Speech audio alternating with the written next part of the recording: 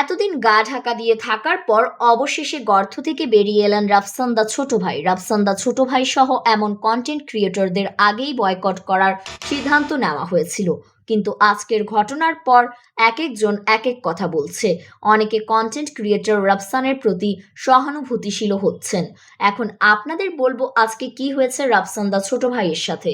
রাফসান্দা ছোট ভাই টিএসসিতে গিয়েছিলেন সকলের সাথে আন্দোলনে যোগ দিতে, কিন্তু তাকে দেখেই ছাত্ররা ভুয়া ভুয়া স্লোগান দিয়ে তাকে সেখান থেকে বের করে দেয়। একজন রাফসানের গাড়ির গ্লাস ভাঙারও চেষ্টা করে।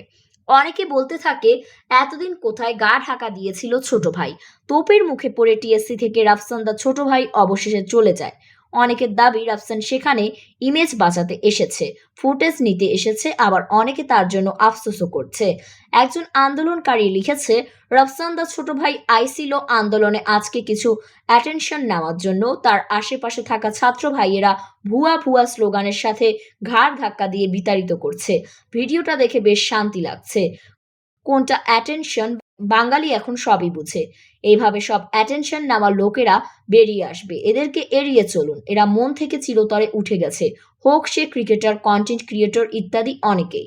আরও একজন বলেন, রাফসান্দা ফুটেজ খোর, মানে যাকে আপনারা রাফসান্দা ছোট ভাই হিসেবে চেনেন, সে আজকে টিএসসিতে আসছিল ফুটেজ খাওয়ার জন্য। মনে করেছিল শিক্ষার্থীরা বাচ্চা পোলাপান, সো কিছু বুঝবে না। কিন্তু পরিতাপের বিষয় হইল শিক্ষার্থীদের তোপের মুখে ফুটেজ না খেয়েই পালিয়ে গিয়েছে সে ভুয়া ভুয়া খেয়ে।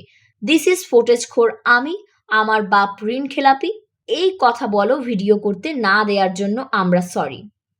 আবার অনেক নেটিজেন কমেন্ট করেছেন, আজকে রাফসান্দা ছোট ভাইকে আন্দোলন থেকে অপমান করে বের করে দেওয়া হয়েছিল। অনেকেই মজা নিলেও কাজটা কিন্তু ঠিক হয়নি। রাফসান 16 জুলাই থেকে পোস্ট দিচ্ছিল যে যেভাবেই নামছে নামুক, বিভক্তি টানা ঠিক নয়, সবাই সিরিয়াসলি নেন প্লিজ। আরও একজন রাফসান্দা ছোট ভাইয়ের পাশে দাঁড়িয়ে লিখেন, আমরা তার ব্যক্তিগত জীবনের জন্য তার ছাত্রত্ব লাইফকে ছোট করতে পারি না। এমন হলে সেও তো স্বাধীন না, তারও স্বাধীনভাবে আন্দোলনে অংশগ্রহণ করার অধিকার আছে। এটা গণ আন্দোলন। সে যদি এখন স্বাধীনভাবে আন্দোলনই না করতে পারে, তাহলে আপনারা কিসের স্বাধীনতার জন্য আন্দোলন করতেছেন? আমরা রাফসান্দা ছোট ভাইকে জানাতে চাই, আপনার সাথে যা হয়েছে তার জন্য আমরা দুঃখিত। আপনি দয়া করে ভেঙে পড়বেন না এবং আমরা আপনাকে আন্দোলনে ওয়েলকাম জানাই।